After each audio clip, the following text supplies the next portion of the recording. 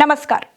पहलगाम में 26 लोगों की जिन आतंकवादियों ने हत्या की, आज 1 महीने बीत गए हैं, लेकिन वो ना तो पकड़े गए हैं, ना ही मारे गए हैं। 1 महीना पूरा होने पर उन आतंकवादियों की लाशें आनी चाहिए थी, लेकिन उसकी जगह पर प्रधानमंत्री का भाषण आया है। बीकानेर की एक रैली में प्रधानमंत्री ने कहा कि उनकी रगों में लहू की जगह गर्मा गर्म सिंदूर बह रहा है। मोदी की नसों में लहू नहीं, गरम सिंदूर बह रहा है। वैसे तो सिंदूर में पारा होता है, इसलिए वो खाया नहीं जा सकता, सिर्फ लगाया जा सकता है। लेकिन रगों में सिंदूर बहने की बात कहकर मोदी ऑपरेशन सिंदूर का श्रेय लेने की कोशिश कर रहे हैं। जो मोदी सर्वदलीय बैठक में ना आए हो, जो मोदी सीज फायर का ऐलान करने या ट्रंप के सीज फायर का खंडन करने तक ना आए हो, वो अब मैदान में आ गए हैं। जब पुलवामा हमले के बाद जवानों के नाम पर प्रधानमंत्री ने वोट मांग डाले थे, तो ऑपरेशन सिंदूर तो भारत के लिए गर्व का विषय है। क्या आपका पहला वोट पाकिस्तान के बालाकोट में एयर स्ट्राइक करने वाले वीर जवानों के नाम समर्पित हो सकता है क्या? मैं मेरे फर्स्ट टाइम वोटर से कहना चाहता हूं कि आपका पहला वोट पुलवामा में जो वीर शहीद हुए, उन वीर शहीदों के नाम आपका वोट समर्पित हो सकता है क्या? 26 पर्यटकों के हत्यारे कहां चले गए, किधर भाग गए? क्या वो अब तक कश्मीर में ही छिपे हैं? क्या वो अब तक भारत में ही हैं? क्या वो पाकिस्तान भाग गए?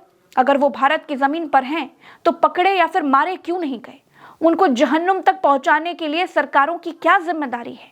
हमने आतंकियों के अड्डों को खत्म किया, लेकिन हम अभी तक हत्यारे आतंकियों को क्यों नहीं मार पाए? विदेश मंत्री एस जयशंकर से जब पूछा गया, तो उन्होंने कहा कि हमने उनकी पहचान कर ली है। Did you catch the ones that murdered those 26 tourists? I think we were able to identify who they were. सिर्फ पहचान से काम नहीं चलेगा, उनकी सिर्फ एक ही सजा है, और वो है आखिरी सजा। आतंकियों के अड्डे हमने ध्वस्त किए, 100 आतंकियों को हमने मारा भी, लेकिन मेन हत्यारों का क्या? वो कहाँ हैं? रगों में खून की जगह गर्मा गर्म सिंदूर बहने की बातें करने से पहले मोदी को इसका जवाब देना चाहिए। दोस्तों, कांग्रेस इस पर सरकार से सवाल करती है और कहती है, आज पूरा देश जानना चाहता है कि पहलगाम में हमारे लोगों की नृशंस हत्या करने वाले आतंकी कहाँ हैं। भारत का मीडिया ये सवाल नहीं पूछ रहा, लेकिन विदेश में एक पत्रकार ने एस जयशंकर से ये सवाल पूछ लिया। इसके जवाब में एस जयशंकर ने कहा, हम आतंकियों की पहचान करने में कामयाब रहे हैं। मतलब 1 महीने बीत गए और मोदी सरकार हमले में शामिल आतंकियों की सिर्फ पहचान कर पाई है। ये बयान मोदी सरकार के नकारापन को बताता है, जो पहले हमारे लोगों की सुरक्षा करने में नाकाम रही और अब आतंकियों को खोजने में नाकाम है। सवाल अब भी वही है, पहलगाम हमले में शामिल आतंकी कहां हैं? क्या वो भारत की सीमा पार कर चुके हैं? अगर ऐसा है तो कैसे? क्या वो अब भी भारत में मौजूद हैं? अगर हैं तो कहां? इन सब सवालों का जवाब एक ही है कि प्रधानमंत्री की रगों में लहू नहीं, गर्मा गर्म सिंदूर दौड़ रहा है। अमेरिका सीज फायर की घोषणा क्यों करता है? उसके जवाब में भी यही है कि रगों में अब खून की जगह गर्मा गर्म सिंदूर दौड़ रहा है। ऑपरेशन सिंदूर नाम का कॉपीराइट कराने के लिए अंबानी की कंपनी ने एप्लीकेशन डाला था, लेकिन जब थू-थू हो गई तो एप्लीकेशन वापस ले लिया गया। अब ऑपरेशन सिंदूर पर भाजपा पॉलिटिकल कॉपीराइट जमाने की पूरी कोशिश कर रही है। आप लिख लीजिए, बिहार का चुनाव पिछले 10-15 सालों के जंगल राज पर नहीं, रोटी रोजगार पर नहीं, बिहार की समस्याओं पर नहीं, इसी पर होगा कि प्रधानमंत्री की रगों में खून की जगह गर्मा गर्म सिंदूर दौड़ रहा है। भारत ने ट्रंप के दबाव में सीज फायर किया। ट्रंप ये बात ढोल पीट पीट करके हर जगह कह रहा है। इस पर मैं वीडियो बना चुकी हूँ, प्रज्ञा के पन्ना पर आप ये वीडियो सेक्शन में जाकर के देखेंगे तो वो मिल जाएगा। लेकिन आज मैं आपको दक्षिण अफ्रीका के राष्ट्रपति से मिलाना चाहूंगी। दक्षिण अफ्रीका गरीब देश है। ट्रंप ने दक्षिण अफ्रीका के राष्ट्रपति सिरिल रामाफोसा को व्हाइट हाउस में बिठाकर बेइज्जत करने की कोशिश की, लेकिन रामाफोसा ट्रंप के आगे अड़े रहे और ये तक कह डाला कि मैं आपको सऊदी अरब की तरह गिफ्ट में प्लेन नहीं दे सकता। After viewing a thing where thousands of people are dead.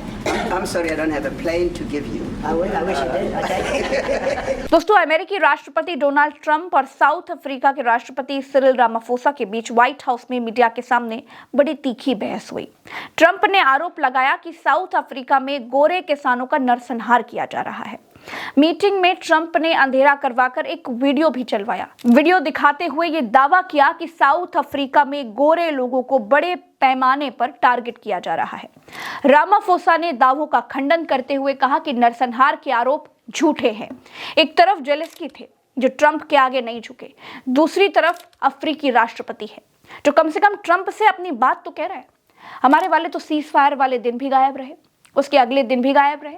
Trump ने हमारी सीज फायर की घोषणा कर दी, फिर पाकिस्तान ने सीज फायर की घोषणा कर दी। मोदी 2 दिन तक दिखाई नहीं पड़े। क्या ये नसों की खून की जगह गर्मा गर्म सिंदूर वाली स्क्रिप्ट तब नहीं लिखी गई थी, या स्क्रिप्ट राइटर छुट्टी पर था? दोस्तों, जब मैं आपसे बात कर रही हूं तब भी पहलगाम हमले के हत्यारे आतंकवादियों को पकड़ा नहीं जा सका है। अपनी जमीन पर आतंकियों को ना खोज पाना बहुत लज्जा की बात है। लेकिन जब खून की जगह सिंदूर बहने वाले भाषणों पर तालियां बज रही हैं तो क्या लज्जा, क्या लिहाज। दोस्तों, इस वीडियो में मेरे साथ फिलहाल इतना ही। चैनल को सब्सक्राइब करके हमें मजबूत कीजिएगा। राम राम, दुआ सलाम, जय हिंद।